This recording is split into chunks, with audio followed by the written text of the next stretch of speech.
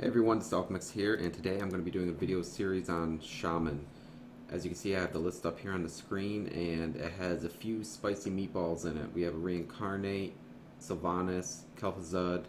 We even got the Big Daddy Neptulon here.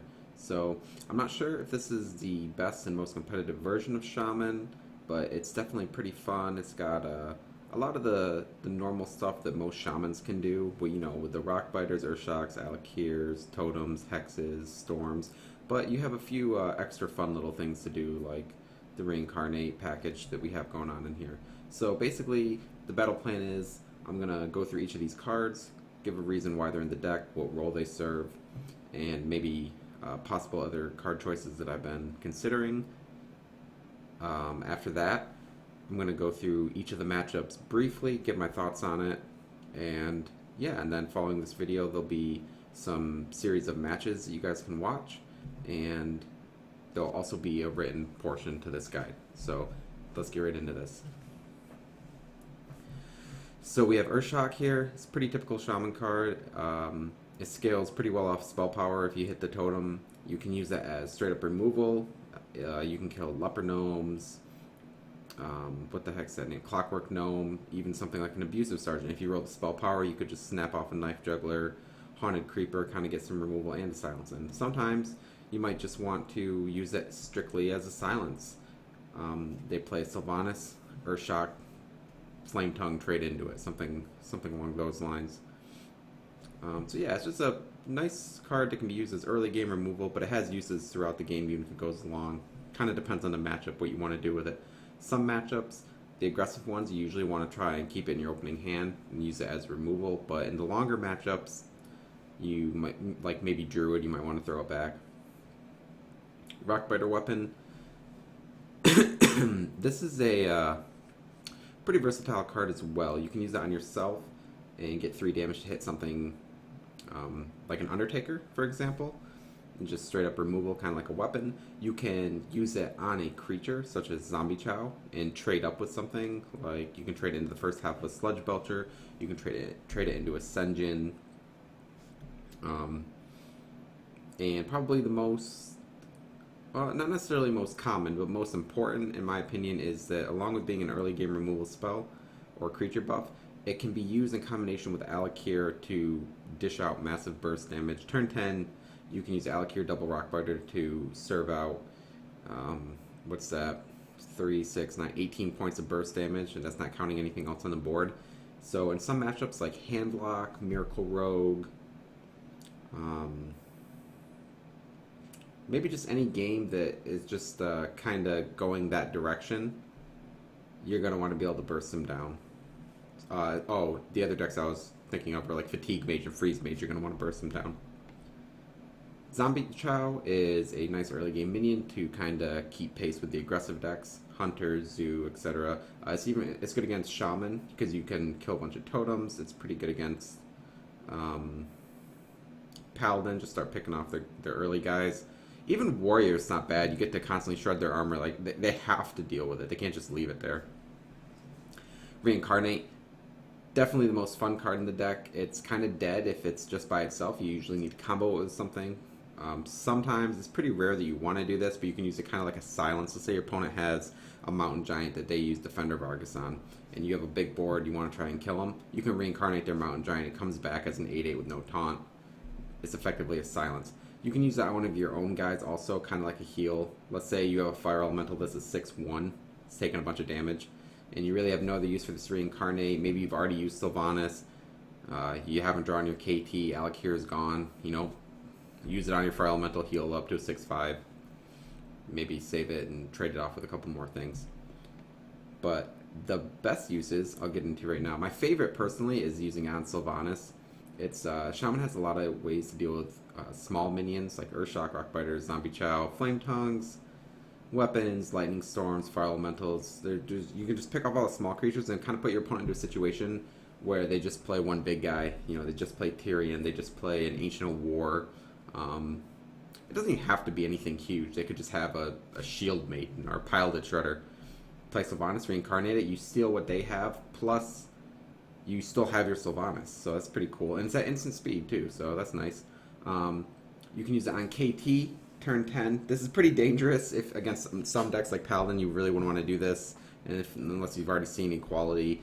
Warrior, if they've already brawled you, then it's probably safe to do this. But Reincarnating a KT basically summons another KT, so at the end of the turn you get 2 KTs. And then silly things happen because whenever something dies, you get back 2 of them. You gotta be careful though, because when things are resurrecting, they resurrect in the order in which they died. So if you like throw 3 things, let's say you have a really full board, and you throw a few things into something to kill them off, and then you play stuff from your hand, some of the things that died won't come back because there's not enough room on the board, obviously, and they don't come back. They come back in the order in which they died. Probably one of the Sylvanas is probably the most common use for me, anyways. Probably the second most common use is with Alakir. Just turn 10, you use it on Alakir. Basically, you get to attack twice with it again. So you slam it down, and you can use it as either 12 burst damage to the face, or as pretty much like a board clear, some kind of like a third lightning storm, if you will. You can bump off the divine shield on something big, kill off something small, reincarnate it, finish off the big minion with the divine shield, kill off another small guy. You still got your Alakir. They got to do something to it. It's pretty cool.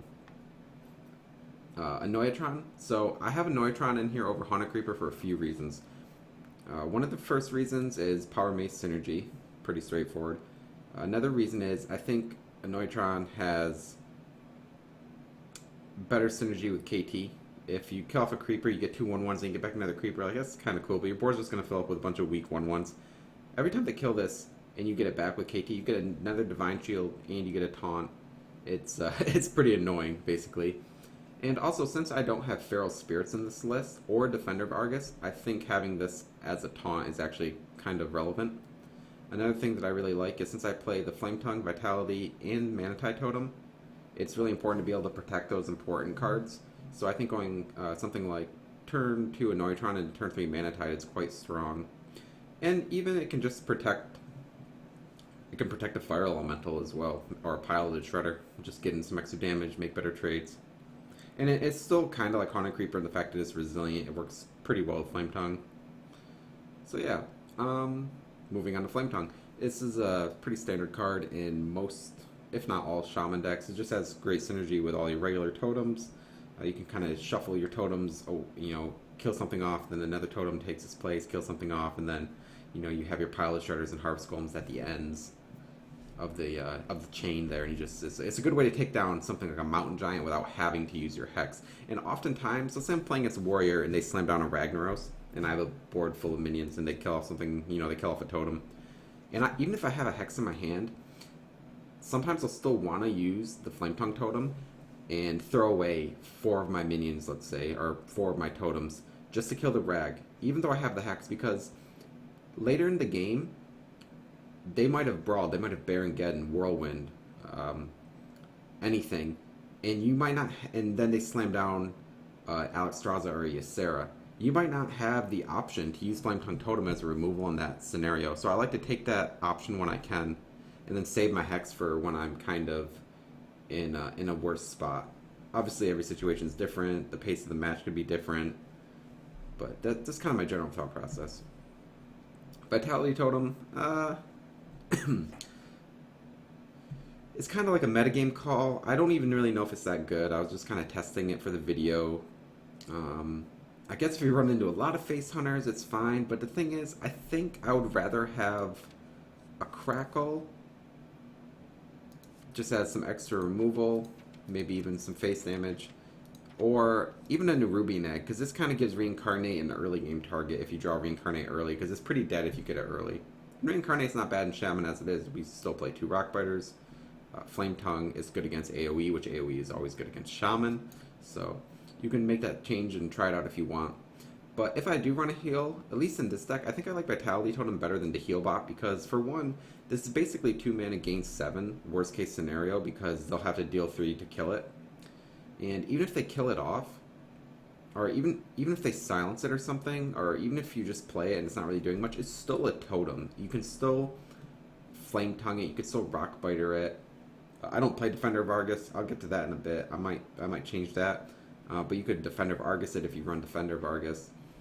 Yeah, and if you ever get it behind if someone like Alexstrasza you, or maybe you're just really low in general, You can hide it behind a Neutron or a Sludge Belcher. Sometimes I've had this thing heal me all the way back up to 30 before it's happened. So I'm not saying that it's great. I'm not even saying it deserves a spot in the deck, but I had it in for this video, so you can try it yourself and make your own decision. Oh, and also, the initial reason why I put it in is because a lot of times this deck, as you can see with the Sylvanas, Neptulon, KT, Reincarnate package, Sludge Belchers, etc., there's you kind of grind your opponent out, right? You don't always try to end in burst. There's no Doomhammer. There's you're kind of going for the long game, or you have the ability to. It happens a lot. So I think having a Vitality Totem can really help, because if you don't get the great start or you suffer through the mid game like Shamans generally do, you might need to get some health back just so you don't get in range of something like Force of Nature, Savage Roar combo, or maybe even against Freeze Mage. You don't want to die to Fireball, Frostbolt, or maybe you just don't even want to die to Fireball from a Mech Mage. So I think you get the general idea there. Power Mace, I love this card. This card's awesome. I would even run this if I only ran, even if I didn't run Annoyatrons or Piloted Shredders, I would still probably just run this.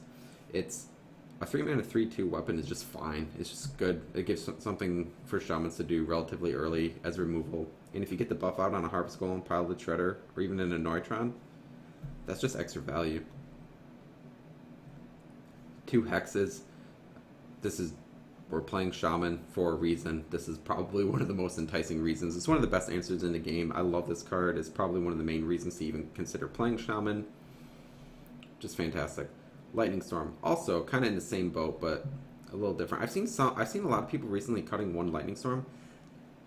I understand why they're cutting it, because they're playing things like Zombie Chow and Harvest Golems, Feral Spirits, Haunted Creeper, so you kind of get board control that way.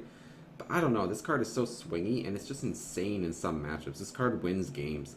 And especially when Paladin is one of the most common classes I'm seeing right now. I don't know why you wouldn't run 2. But if you're playing in a tournament scenario, and you plan on, banning a class that Lightning Storm is good against, and Shaman's in your lineup to counter something that Lightning Storm is bad against, then I can definitely see why you would want to cut one. 2 Harvest Golem. These are basically in the spot over Feral Spirits. Feral Spirits, alright, so I wanted something to do kind of early to mid game, and I don't really consider Feral Spirits a 3-drop. Yes, it costs 3 mana, but I don't really like playing it on turn 3. Creatures have gotten so good now with Undertaker, Zombie Chows, and whatnot. It's just, they're not even hard to deal with. In my opinion, I don't even think Feral Spirits should have an overload of 2. It's just, you play it, they deal with them without even a hesitation, even while committing other stuff to the board, and then you're overloaded, you do nothing your next turn, you're screwed. But I do, however, like Feral Spirits kind of later in the game to save myself from dying to a combo, to protect some of my bigger minions that I set up. But yeah, I want this slot to be something that I can proactively play on turn 3, and also I want to curve into Piloted Shredder. If I play Feral Spirits on 3, I can't curve into Piloted Shredder. So I went with Harvest Golem, and it also has some nice synergy with the Power Mace. Manatide Totem, this card can single-handedly win you the game, or worst case scenario, a 3 mana, cycles through your deck, draws out a Silencer removal. It's particularly great if you can set it up behind a Belcher or an Annoyatron. But yeah, I actually have a video against Paladin where I just play Manatide Totem early on. I protect it. It's on the board for like 6 turns, and he just can't. It just wins the game. So it has a lot of potential. And also I cut a Zerdrakes, which I'll get into in a minute. So I kind of need a card like this in the deck. And since this is my only pure draw card other than Neptulon, it's really important that you don't want to just throw it out there if you can afford to keep it, because you really want to try and set this up. It's your only form of pure card advantage, basically. Piloted Shredder. So Shamans are quite good in the early game if you want them to be, with Zombie Chow, Rockbiter, Earthshock, Power Mace, and Annoyatron. You can even add more if you want to. You can play Lightning Bolts, Crackles, Undertaker even, Feral Spirits. So you got good early game, and then obviously we got good late game with KT, Alakir, Neptulon, Sylvanas, Fire Elemental. But we don't really have anything to do in the mid game. You're not always going to want to hex something. Lightning Storm situational. Manatide you won't always have a good time to play. And Hearth's Golem's okay, but not amazing. Pilot Shredder gives us something to actually do during that early stage. And plus, curving Power Mace and a Pilot Shredder is great. And I kind of like having the package of sticky minions too. You know, Annoytron's hard to remove. Harvest Golem stays around. Pile of Shredder stays around. Sludge Belcher stays around. It's just annoying for the opponent, and it can get kind of funny with KT too. So Sludge Belcher. This is basically in the Azure Drake slot. I don't know what I just said, but it wasn't. Okay, these are basically where Azure Drake should be. So the reason why I feel I can afford to cut Azure Drakes is because I'm running Neptulon. Neptulon gives you 4 cards. Yes, their Murlocs are not always great, but you need... I've actually ran into situations where I ran 2 Drakes, Manatide, and a Thalnos, and Neptulon, and there were scenarios where I actually couldn't play Neptulon because he gives you too many cards and my hand was too full. So I feel like in order to play Neptulon, I could afford to cut off on Drakes. And I still play Manatide, so it's not the biggest deal in the world. And like I mentioned earlier, even though I don't really have pure card draw, Reincarnate gives you a lot of value. This sticks around, this sticks around, this sticks around. Fire Elemental's like a 2-for-1. Sylvanas can sometimes be crazy value in this deck. Like all of my cards kind of stay around, they have good value in themselves. So, oh, and again, because I don't run Defender Vargas or Feral Spirits, this and Annoytron are kind of fulfilling the role of having a taunt in my deck to protect my important totems and just me from combos. Fire Elemental, pretty great Shaman card. Not much to say here, really. It's 6 mana, 6/5, great stats. Can't be BGH unless you get sloppy with the Flame Tongue Totem. And usually kill something or weaken something down when it comes into play. Sometimes you dome them into face for 3. It's yeah, it's fantastic. Sylvanas, kind of already touched on this. This is my favorite reincarnation target in the deck, but don't hold on to it for reincarnate if it's a good time to play it. Sometimes Sylvanas is still just a fantastic card in general. Shamans usually have good board control. If they lose it or they get AoE down, this can be a way to regain it. It can be a way to solidify it. Or you can lock someone out of the game with it. You can combo with Reincarnate. Also, 5/5 is no joke, so perfect. Neptulon, pretty much already touched on this. Since I cut Drakes for Belchers, I play Neptulon. It is the only BGH target, which is kind of annoying. But you do fill your hand up quite a bit. It gives you a lot of value. It's not really a 7-drop either. It's more like, I don't know. I like playing it on turn 10 or turn 9 because it does overload you a lot. So if the later in the game that you play it, the better follow-up turn you can have. And I also like to play it when I can also play something else. Turn 10, I can Neptulon Hex something. I can Neptulon play a Murloc or 2 that I get. I can Neptulon and Power Mace, make a totem, Harvest Golem. I like to play it, and I like to do something else the turn that I Neptulon. Yeah, this is really good against decks like Warrior, Druid. Even the Mirror match, it can be pretty decent. It's just in the grindy matchups, Paladin. Oh, and you do get Old Murkai quite often, and that's another card you can kind of combo with Reincarnate. I have a video in this series where I get a 7/4 Old Murkai, and I reincarnate it, and I just kill a handlock with it. It's pretty funny. So yeah, you can look out for that one. Alakir the Windlord, kind of already touched upon this. This is your deck's primary way to burst people down against decks like Miracle Rogue, Freeze Mage, Fatigue Mage. God, I always forget the other one that he's for. Oh, Handlock. You want to save up... Your whole game plan is actually just to save up your Rockbiter weapons for a turn 10 Alakir or turn 9 Alakir with a Flame Tongue Rockbiter or something like that. And just burst them down out of nowhere. If it's a matchup where you don't need the burst, he's great removal. He's a great threat. You can clear out a lot of stuff. Sometimes also, even against decks where he's not really your primary game plan, sometimes you just get ahead on board early on maybe, and you weaken them down a lot, and then what happens is maybe they quality consecrate you and they start coming back.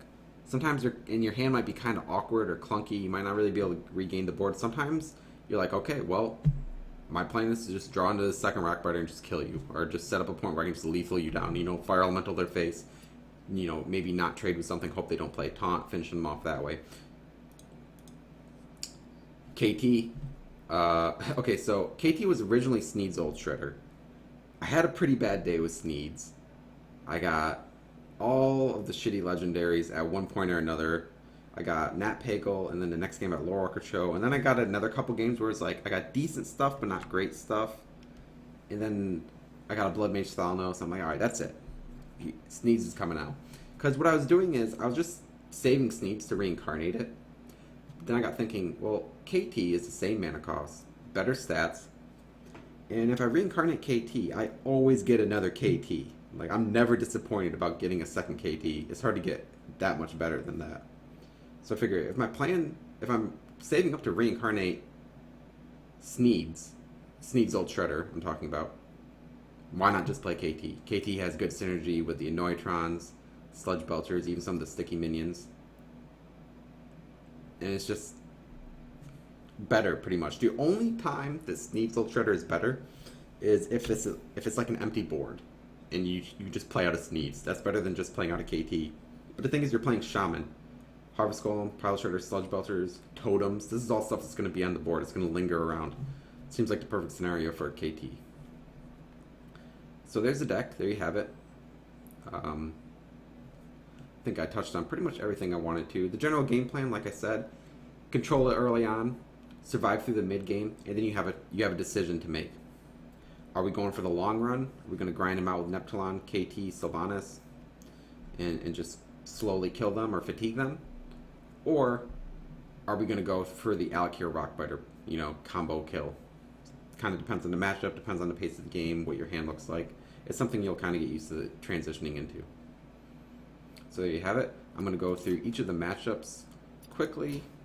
Well, I say quickly, but it probably won't happen that way. Again, if you guys, think I'm talking too much and you don't want to hear this, then you can look at the written section, just skip right ahead to the videos. It's fine.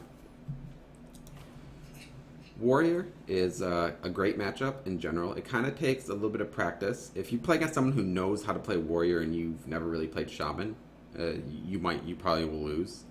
But this whole matchup, you just want to try and set up a scenario where you can just continuously roll a Taunt Totem. You want to just spam totems on the board. Sometimes I'll even totem before I play an Annoytron, depending on my hand and the board state, obviously.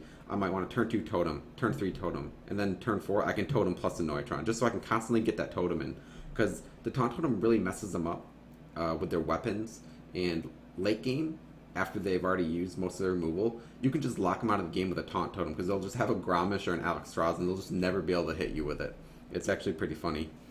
Annoytron is also quite good against Warrior, because it messes up their weapons a lot.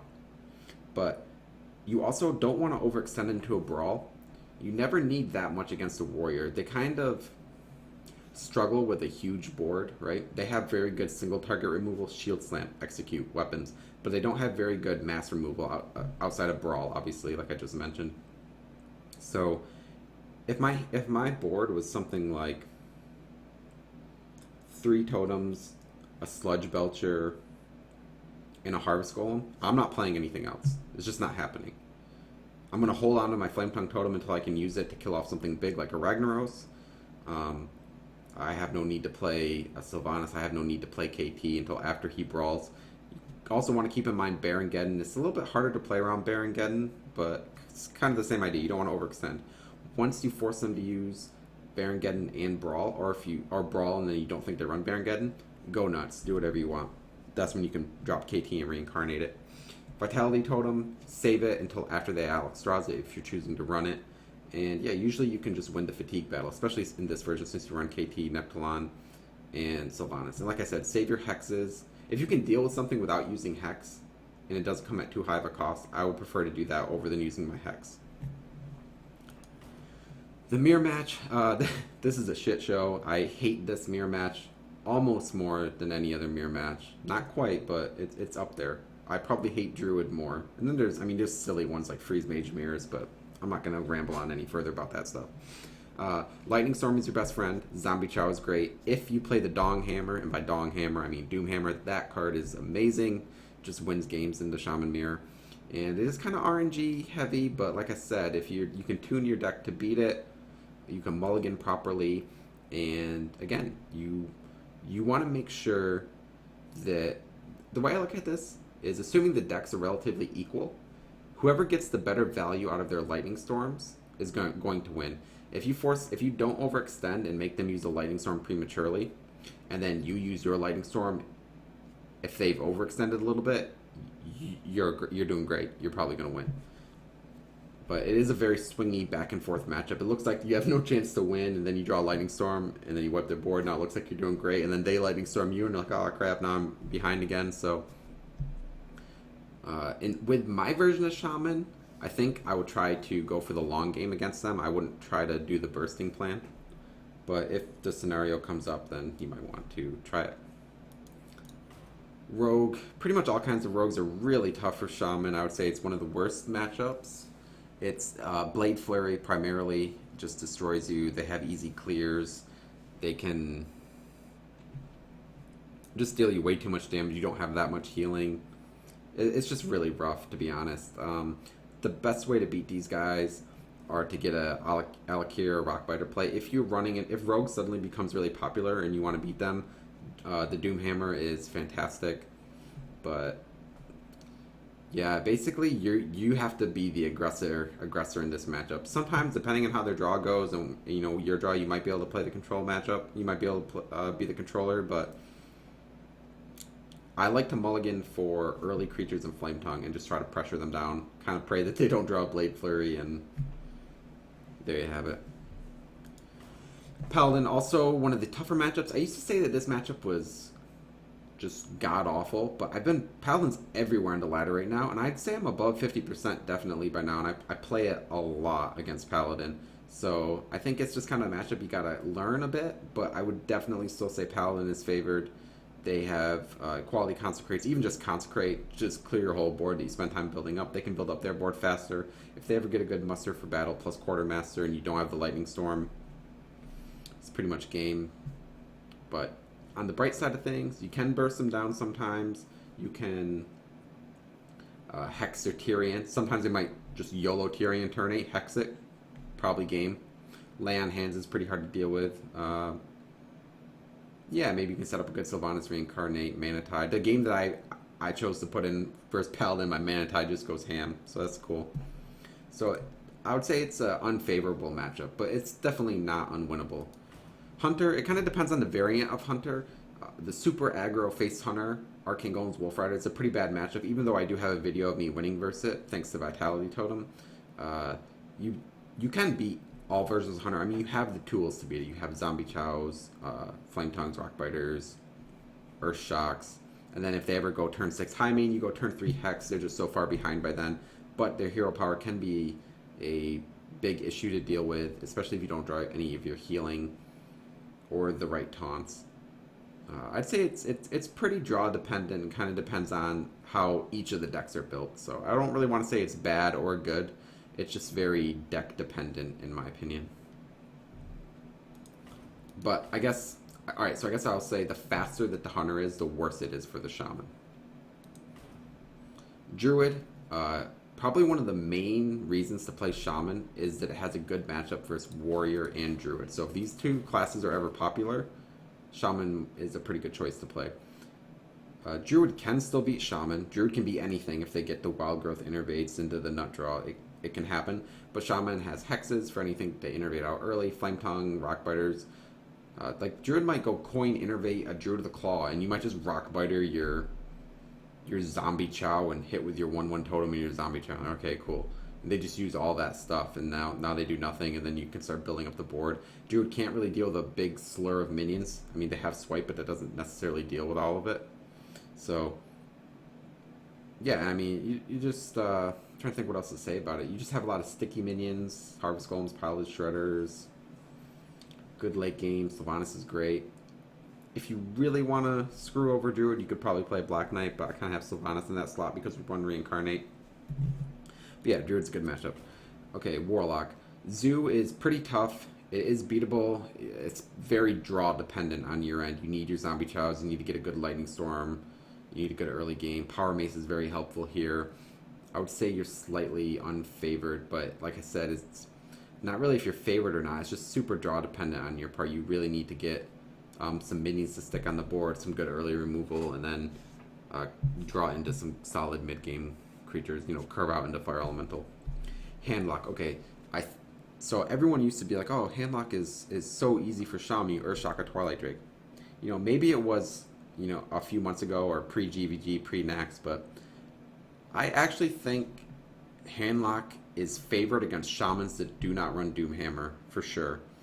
It's, yes, Shaman does get to Earthshock a Twilight Drake. But aside from that, Shamans get to Shadow Flame and Hellfire 3 to 4 times to just completely clear your whole board. They get to heal back up. If they ever landed Jiraxis, it's pretty much game over. You have 2 Hexes, they have 4 Giants, plus maybe a Dr. Boom, or even a Rag. Sludge Belcher is annoying for Shaman, so if you Earthshock or Hex a Sludge Belcher, you don't get to Earthshock or Hex a Drake or a Giant. The main way to beat Shaman, or the main way to beat Handlock I found, is just never really attack them. Try and hold off on Molten Giants as long as possible. Even if I have a Harvest Golem in play and it's turn 4, I think it might just be correct just not to attack them, because the games go so long sometimes, and eventually they're going to tap and Hellfire themselves down into Molten Giant range, because the game's going to go that long. And you kind of need to strand the Molten Giants in their hand, force them to Jiraxis, and then combo kill them with Alakir. But sometimes, you know, it depends how the game plays out. But I would actually say that Handlock is quite hard for Shaman right now. It's not unbeatable by any means. I just think that Handlock might actually be the favor. It's probably a skill matchup too. Mage.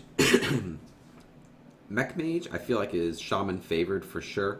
You have lots of ways to deal with the early creatures. Yes, they have a lot of reach, but if you play heal, that shouldn't be an issue. Lightning Storm just destroys them. Yeah, not much else to say there. Fatigue Mage is, I would say, also Shaman favored. You can hex something and make them duplicate it and give them frogs, which is very powerful.